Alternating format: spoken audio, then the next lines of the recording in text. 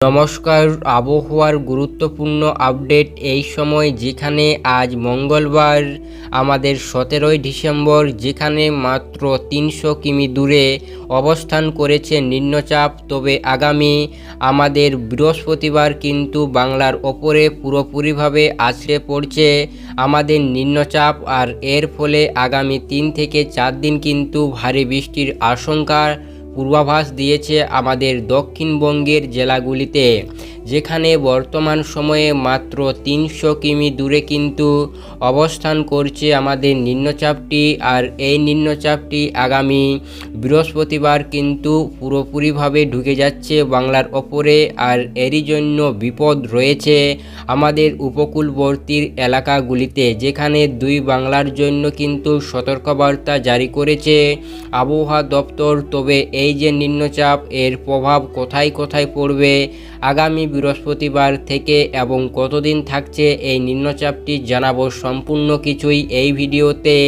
তার পাশাপাশি বর্তমান সময়ে আজ 17 তারিখ কেমন থাকছে পুরো দিন আবহাওয়া, তার পাশাপাশি অনেকটাই তাপমাত্রা বাড়ার কথা জানিয়েছে আলিপুরদুয়ার আবহাওয়া দপ্তর। তাই কিন্তু সম্পূর্ণ বিষয়েই কথা বলবো আজকের এই ভিডিওতে, তাই কিন্তু অবশ্যই ভিডিওটি সম্পূর্ণ দেখুন। ও আপনি কোন জেলা থেকে ভিডিওটি দেখছেন অবশ্যই আপনার জেলার নামটি আমাদের ভিডিওর কমেন্ট সেকশনে লিখে আমাদের জানাতে ভুলবেন না। যেখানে আজ মঙ্গলবার 17 ডিসেম্বর, যেখানে আমাদের যে নিম্নচাপটি সৃষ্টি হয়েছে বঙ্গোপসাগরে, সেটি কিন্তু বর্তমানে অবস্থান করেছে তামিলনাড়ুর উপকূলবর্তী এলাকাগুলিতে, যেমন চেন্নাই, পন্ডুচেরি এইসব এলাকাগুলিতে অবস্থান করেছে বর্তমান সময়ে। তবে আমরা দেখতে পাচ্ছি যে এই নিম্নচাপের প্রভাব আমাদের মঙ্গলবার বুধবার কোনো মতে কোনো কিন্তু প্রভাব পড়ছে না বাংলার ওপরে, তবে ধীরে ধীরে কিন্তু এগিয়ে আসছে বাংলার দিকে।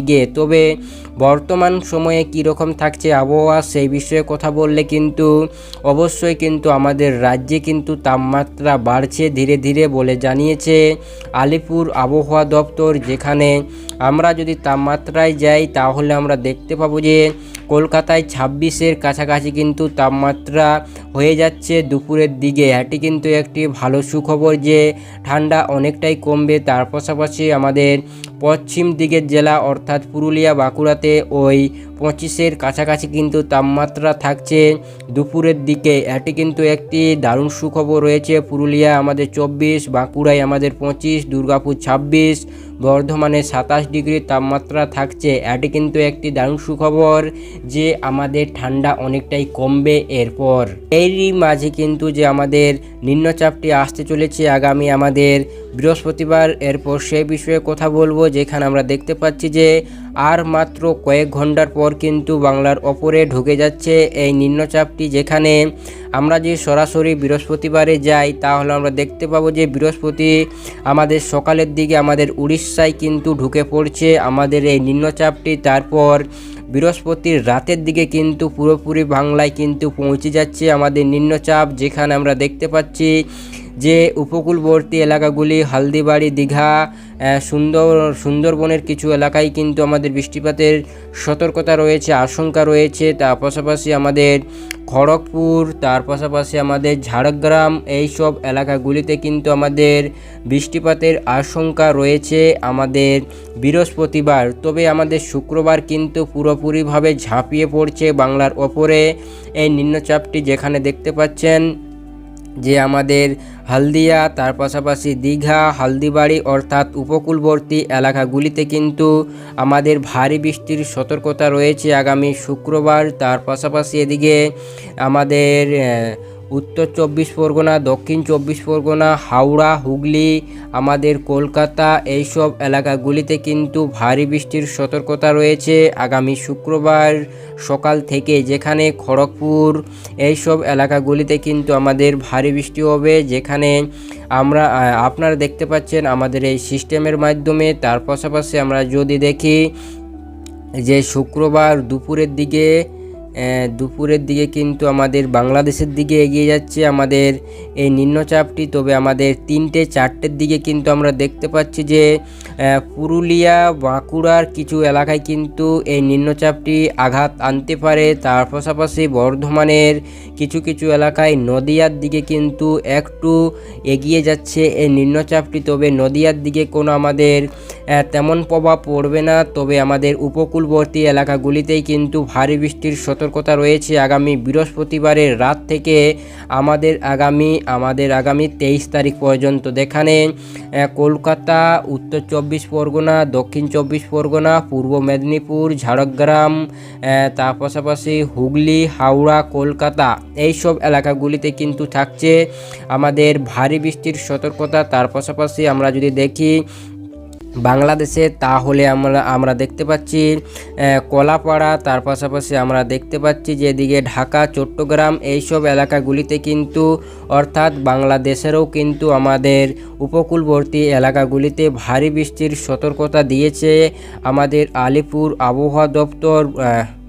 তার পাশাপাশি আমরা দেখতে পাচ্ছি যে হাতিরহাট এইসব এলাকাগুলিতে কিন্তু আমাদের ভারী বৃষ্টির সতর্কতা রয়েছে আগামী আমাদের শুক্রবার 20 তারিখে। যেখানে শুক্রবারের পর যদি আমরা শনিবারে যাই তাহলে কিন্তু কলকাতায় কিন্তু আরও বৃষ্টি বাড়তে পারে। যেখানে আপনারা দেখতে পাচ্ছেন আমাদের এই সিস্টেমের মাধ্যমে কীরকম বৃষ্টির যে পার্সেন্টেজ বা বৃষ্টির যে আশঙ্কা সেটি কতটা বাড়ছে ও আমাদের লাল সতর্কতা কিন্তু দেখতে পাওয়া যাচ্ছে কলকাতা, খড়গপুর, তার পাশাপাশি আমাদের এদিকে আমাদের হুগলি, হাওড়া, এদিকে আমাদের উত্তর 24 পরগনা, বারাসাত, আমাদের বালুরঘাট, এদিকে আমাদের দক্ষিণ 24 পরগনা, 2 মেদিনীপুর, ঝাড়গ্রাম এইসব এলাকাগুলিতে কিন্তু আমাদের ভারী বৃষ্টির সতর্কতা থাকছে শনিবারও। তবে আমাদের সবথেকে বেশি খড়গপুর ও কলকাতায় কিন্তু বৃষ্টিপাত হতে পারে। তবে আমাদের এই নিম্নচাপের প্রভাব শুধুমাত্র আমাদের দক্ষিণবঙ্গেই পড়তে চলেছে।